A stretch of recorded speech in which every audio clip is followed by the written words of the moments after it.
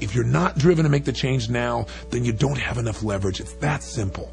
And by the way, I hope right now as you're listening to me, you're doing this with a change you want to make. You can stop this tape at each step if you'd like. Have you decided what you really want to change? What do you really want in your life? Have you figured out what's been preventing you? And have you made it painful enough you must change and pleasurable enough that you must change because you want to? If so, then let's move on to the next step. Because now what you've done so far is you've linked pain in your nervous system to not changing and pleasure to making the change. So now you're ready for the third step. Step 3 is interrupt the limiting pattern. See, in order to get new results in our lives, it's not enough to just know what we want and get leverage on ourselves. You see, we can be highly motivated to change, but if we keep doing the same things, running the same inappropriate, disempowering patterns, our lives are not going to change, and all we're going to experience is more pain, more frustration. One of the best ways to interrupt your own pattern, or somebody else's for that matter, is to do something that a person doesn't expect. Things that are radically different than they've experienced before, or do this to yourself. For example, when I did private therapy with people would come in to see me and they'd sit down in my office and they'd start to say, my problem is, and then they'd start to burst into tears out of control. I would suddenly stand up and shout, excuse me, and I would just jolt them. And I'd follow up with, we haven't started yet. Usually they responded with disbelief and they'd say, I'm so sorry. And they'd immediately regain control, which proved that they already knew how to change the way they feel. Think of some of the ways that you can interrupt your own patterns. Do you need to do something differently? Some weird action? Would some weird new word break your pattern? Would a change of scenery, a silly laugh, a disgusting noise? Take a moment and think of some of the most enjoyable and disruptive ways you can interrupt your limiting and destructive patterns. Those patterns of being frustrated or worried or overwhelmed, for example. See, next time you start to feel depressed, jump up, look at the sky, and yell in your most idiotic tone of voice, hallelujah, my feet don't stink today. See, a stupid, silly move like this will definitely shift your attention, change your state, and it'll definitely change the states of anyone around you. They'll realize that you're no longer depressed, you're just crazy. Another way to break patterns is by scrambling the sensations that we link to our memories. For example, if your boss yells at you and you mentally rerun the experience the rest of the day, picturing him or her yelling at you over and over again, then you're going to feel progressively worse. So why let the experience continue to affect you? Try this. See that same situation in your mind that was bothering you so much. Picture it as if it was a movie. Don't feel upset about it. Just watch it one time, seeing everything that happened. Then take that movie and turn it into a cartoon. Sit up in your chair with a big silly grin on your face, breathe deeply, and run the image backwards as fast as you can so that everything happens in reverse. If the scene is your boss yelling, watch him swallow his words, for example. Then run through the cartoon forward again in fast motion. Change the colors of the images so everybody's face is rainbow colored. Grow big Mickey Mouse ears on your boss's head and a big long Pinocchio nose. Do this at least a dozen times back and forth, sideways, scrambling the image in your mind. Create some goofy music to go along with it. The speed of this whole process is also real important. You want to create impact on yourself. A lot of crazy, intense humor that'll break your pattern of negative, disempowering emotions. Why don't you stop right now and try this? Again, close your eyes, see something that's bothering you, run it backwards as fast as you can. Change the images, change the colors, change the sounds. Now, if you do this back and forth several dozen times, or at least a dozen times, you'll discover that if you've done it effectively, you've easily broken the pattern so that now when you try and think of that situation, it's virtually impossible to get back those negative feelings. It's the equivalent of taking a record and taking a needle and scratching across it back and forth, back and forth. It'll never play the same way again. Now, this technique works with things that have been bothering you for years. It sounds so ridiculous, but test it and you'll see it does in fact produce results. It's often a much more effective approach than trying to analyze the whys and the wherefores of a situation. Because after all, that doesn't change the sensations that you link about something in your body. The reason this scrambling technique works is that all of our feelings are based on the images that we focus on in our minds and the sensations we link to those images and sounds. As we change the images, we change how we feel.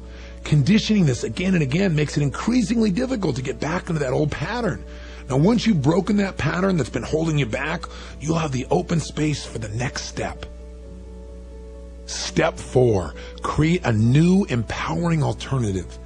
This fourth step is absolutely critical to establishing a long-term change, not a short-term change. In fact, the failure by most people to find an alternative way of getting out of pain and into the feelings of pleasure is probably the major reason why most people's changes are only temporary. Many people get to the point where they have to change, where change is a must, because they link so much pain to the old pattern, they link so much pleasure to the idea of changing. They even interrupt their old pattern. But after that, they have nothing to replace the old pattern. Remember, all of your neurological patterns are designed to help you to get out of pain and into pleasure. So once you quit smoking, for example, you need to come up with a new way, preferably a lot of new ways to relax or to manage your stress or to provide whatever benefits you used to get when you smoked. See, if your old behavior was excessive worry, what new behavior can you replace it with? How about massive action and a plan you have for meeting your ultimate goals? Or maybe you can replace depression with a focus on how to help others who are in need. And this may help you. If you're not sure how to get yourself out of pain and to feel pleasure as the replacement for your old smoking, drinking, worrying, or whatever undesirable emotion or behavior was, you can find the answer by modeling people who've turned things around for themselves. Find people who've made lasting changes. I guarantee you'll find out that they had alternatives to replace their old behavior. These first 4 steps create real change. But for how long? What if you stop smoking for a year or even 2, but then you find yourself taking up cigarettes again? What if you lose 40, 80, or 100 pounds, but then gain it all back again? To prevent backsliding, to be sure that change is lasting change, you need to take the next step in neuroassociative conditioning. Step 5, condition the new pattern until it's consistent. See, conditioning is the way to make sure that a change you create lasts long term. The simplest way to condition something is just to rehearse it. Imagine yourself doing your new empowering behavior repeatedly until you can clearly see that it will get you out of pain and into pleasure quickly, and until it feels good to you. This is critical, because if you don't do this, you'll probably go back to your old pattern. You've got to rehearse your new alternative again and again with tremendous emotional intensity. Your brain will then literally carve out a new pathway, and with conditioned repetition, that pathway will become a highway to this new way of achieving results. You and I can't overestimate the power of conditioning. I read recently that Larry Bird was doing a soft drink commercial in which he was supposed to miss a jump shot, and he made 9 baskets in a row before he could get himself to miss. That's how strongly he's conditioned himself over the years. When the ball hits his hands, he automatically goes through a pattern that's designed to put it through the hoop. And here's a critical distinction. Don't just condition yourself initially. Set yourself up with a schedule to reinforce your new behavior. What can you give yourself, for example, for succeeding? Don't wait until you've gone a month or a year without smoking. When you've gone a day, give yourself a reward. Link pleasure to this new behavior so it stays reinforced and it becomes consistent. Don't wait until you've lost 80 pounds. Don't even wait until you've lost a pound. The minute you push the plate away with food still on it, give yourself a pat on the back. Do something that'll make yourself feel good for this action. See, the key here is to set up a series of short-term goals or milestones, and as you reach each one, immediately reward yourself. Don't wait. Make these rewards immediate. It's very important to link the sensations of pleasure with a pattern that you want and that's occurring currently. Remember that you're not making an intellectual connection. You're making an emotional one, a neurological one. You want to give your brain new associations on a very basic instinctual level. You want your nervous system to link great pleasure to this new change. Once you've accomplished these 5 steps, you've created a new pattern. The final step is to make sure it works. Step 6, test the new pattern for ecology and effectiveness. Your new pattern, this new approach to creating change, will need to fit into a variety of environments. The question you got to start to ask yourself is, does it really work in your business relationships? If you make this change, will that negatively affect your business or will it continue to be strong? How does it affect your personal life? Does it really accomplish what you wanted originally when you were looking to make the change? Remember that as destructive as they may have been, your old behaviors were providing you with some sort of positive impact. Otherwise, you wouldn't have been doing them. You see, your new behavior has to preserve those benefits and maybe even improve on them. Maybe the benefit was the ability to get pleasure, or the ability to produce a result, or the ability to communicate your needs, or to know that people really cared about you.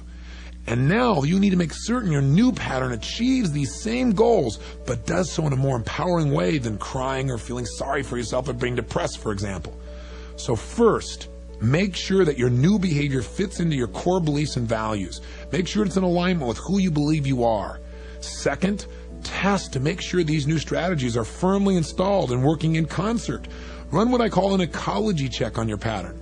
You can do it with 5 simple questions. 1, make certain that pain is fully associated with the old pattern. Ask yourself, when I think of the old behavior I used to do or the old feelings I used to indulge in, Do I picture and feel things that are painful now instead of pleasurable? Do I see that as something that's unacceptable?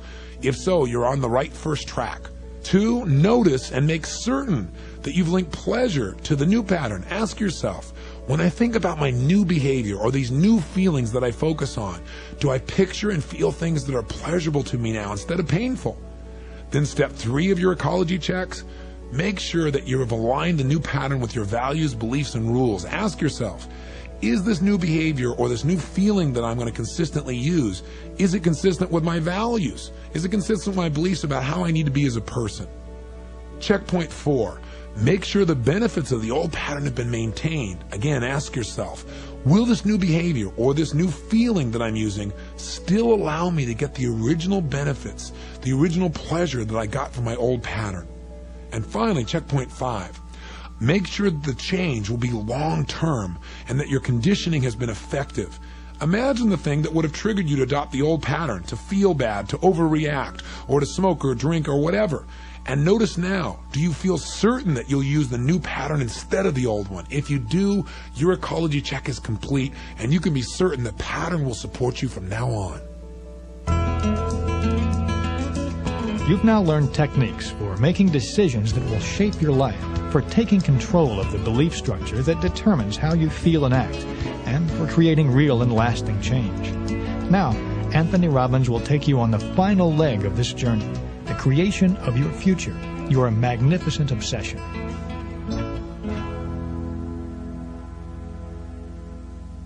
Nothing happens unless first a dream. Carl Sandburg. We are what and where we are because we have first imagined it. Donald Curtis. There is nothing like a dream to create the future. Utopia today, flesh and blood tomorrow. Victor Hugo. Are you ready now to have some fun? Are you willing to be like a kid again and let your imagination run wild? Are you committed to grabbing hold of your life and squeezing from it all the power, passion, and juice you know can be yours? Many people in life know what they should do, but they never do it. The reason is that they're lacking the drive that only a compelling future can provide. This is your opportunity now to let go and dream at the highest level, to brainstorm something that will really push your life to the next level. What we're going to do now is we're going to help you to create the energy and momentum that causes you to want to take action consistently. Often people tell me, well, my problem is that I really don't have any goals. This belief demonstrates their lack of understanding of how goals really work. The human mind is always pursuing something, if nothing more than the ability to reduce or eliminate pain or avoid anything that would lead to it. Our brains also love to guide us in pursuing anything that can lead to pleasure. So we all have goals. The problem, as I've said before in this program, is that we're unconscious in the use of our resources.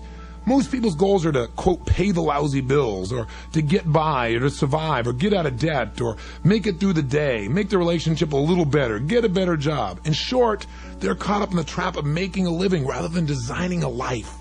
Remember that our goals affect us whatever they are. If we don't consciously plant the seeds of what we want in the gardens of our minds, we'll end up with weeds. If we want to discover the unlimited possibilities within us, we must find a goal big enough and grand enough to challenge us to push beyond our limits and discover our true potential. Remember that your current conditions do not reflect your ultimate potential, but rather the size and the quality of the goals upon which you're currently focusing. We all must discover or create a magnificent obsession. You might be thinking right now, well, this all sounds so inspirational, but surely setting a goal doesn't make it happen. You know what? I couldn't agree with you more. All goal setting must immediately be followed by the development of a plan and with massive and consistent action towards its fulfillment. You already have this power to act. If you haven't been able to summon it, at least up until now, it's merely because you failed to set goals that inspire you. What's holding you back? Do you have a list of clearly defined goals for the results that you will absolutely produce in your life, mentally, emotionally, physically, spiritually, and financially? If not, what stopped you? What has stopped some people is the unconscious fear of disappointment. Is that true for you? See, a lot of people have set goals in the past and they failed to achieve them, so they stopped setting goals to avoid the pain. Many people give up too soon on their goals because they're not getting the immediate positive feedback they think they need. One of the consistent skills I've seen in champions, people who really achieve their highest desires, is this unbelievable level of persistence. They'll change their approach as many times as necessary, but they won't abandon their ultimate vision. What we're going to do now is take the first step in turning the invisible into the visible, making your dreams a reality. By the time we're finished, you'll have created for yourself an anticipation so great, a future so compelling, that you can't help but take the first steps today. We'll be covering 4 areas. 1, personal development goals. 2, our career, business, and economic goals. 3, our adventure goals. I like to call some of these our toy goals. And 4, our contribution goals. For each of these areas, you'll be doing brainstorming for a set period of time where you'll be writing down everything you can think of. Remember to keep the ideas flowing, keep your pen moving, and don't censor yourself. Let every fantasy come out. Constantly ask yourself, what would I want for my life if I knew I could have it any way I wanted it? What would I go for if I knew I could not fail? And then don't worry about how you're going to accomplish these goals. Do this without questioning or doubting your capabilities. You first have to get the inspiration out, then you find out how to make it work. Finally, don't waste any time getting overly specific. You don't need to put down, I want a split-level house on Nob Hill in San Francisco with all-white contemporary furniture and a Victorian rose garden. Just write something down like Dream House, Big Garden, SF. You can fill in the details later. Okay, right now, get some paper and put yourself in a state of mind of absolute faith and total expectation. The expectation that you can create anything you want. Again, imagine you're a kid and it's Christmas Eve. The whole world, anything you can imagine, is yours for the asking. Be a kid again. Give yourself that freedom to explore the possibilities of life without limits. Start with your personal goals. Write down everything you'd like to achieve in your life that relates to your own personal growth. Things that you'd like to learn, limitations you want to overcome, ways you'd like to improve your body, your spirituality, your relationship goals. These can be short-term or long-term, things you want to do this week or 20 years from now. Write these down for a minimum of 5 minutes and don't stop writing at any time. Stop the tape right now and do this. Please don't just listen. Your life will not change by listening. Your life changes by action. That's the essence of personal power. Take the time now and I'll be here when you turn the tape back on. Welcome back. Now that you've done this for at least 5 minutes, take another minute right now and go back and give yourself a timeline for each and every goal. Now again, don't even think about how you're going to do it or how you're going to achieve or create the goal. Just write down when you want to achieve it by or within. Remember, goals are dreams with a deadline. The simple act of deciding when you'll achieve a goal by sets in motion conscious and even unconscious forces to make your goals a reality. So if you're committed to accomplishing a goal within 1 year or less, just write a 1 next to it. If you want to get it done within 3 years, put a 3. If it's 5 years, a 5, 10, a 10, or within 20 years, write a 20. Take a moment and do this now. Finally, choose your single most important 1-year goal in this category, a goal that would give you tremendous excitement if you were to accomplish it in this year. Pick something that will inspire you, get you up early and keep you up late, and give your life more juice. Something that will make you feel like if you accomplished this goal in this year, your life was well invested. Take 2 minutes now to write a paragraph about why you're absolutely committed to achieving this goal within 1 year. Why is this compelling to you? What will you gain by achieving it? What will you miss out on if you don't achieve it?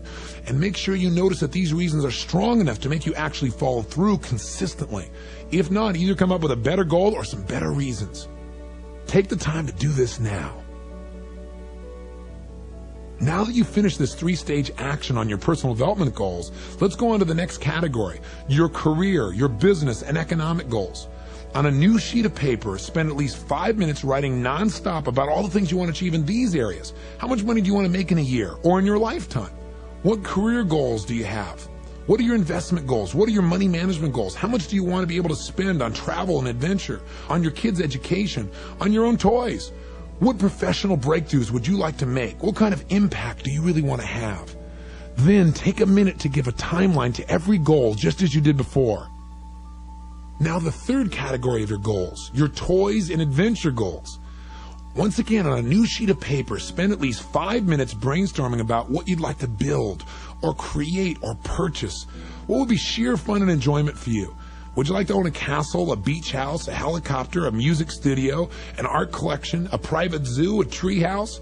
Write down places you'd like to go, events you'd like to attend, things you'd like to do, star in a Broadway play, race camels between the pyramids, go one-on-one with Michael Jordan and beat him, sail a yacht around the Greek islands, meditate in a Buddhist monastery, scuba dive in Fiji. Again, let your imagination go free. Give yourself whatever you want in this list. Don't make anything wrong. Then follow up steps 2 and 3. Take 1 minute and put a timeline on each one of these goals, a timeline in which you'll achieve it within, and then pick the number 1-year goal and write a paragraph giving all the compelling, irresistible reasons why you want to achieve this goal within a year.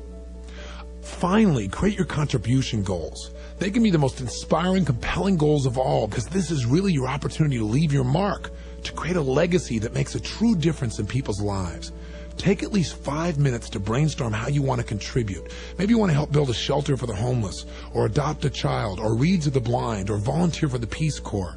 Help clean up the oceans, eliminate discrimination, develop a car that runs on garbage, or make a device that finds lost contact lenses. I don't know, but come up with something that would inspire you in the area of contribution.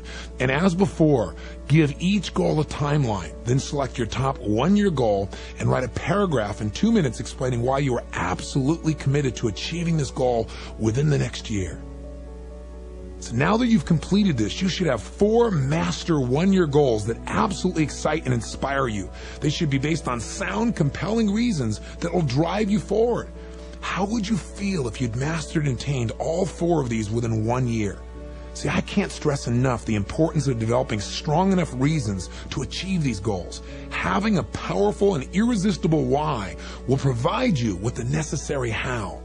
And now here is an assignment that can help you to condition these goals until they're absolutely real and compelling and consistently drive you for the whole year. From now on, this is your assignment. At least twice a day, you must rehearse and emotionally enjoy the experience of achieving each one of your most highly valued goals. Now, every time you do this, you need to create more emotional joy as you see, feel, and hear yourself living your dream. This continuous focus will literally create a neural pathway between where you are and where you want to go. Because of this intense conditioning, you'll find yourself feeling a sense of absolute certainty that you'll achieve your desires. And this certainly will translate into a quality of action that ensures your success.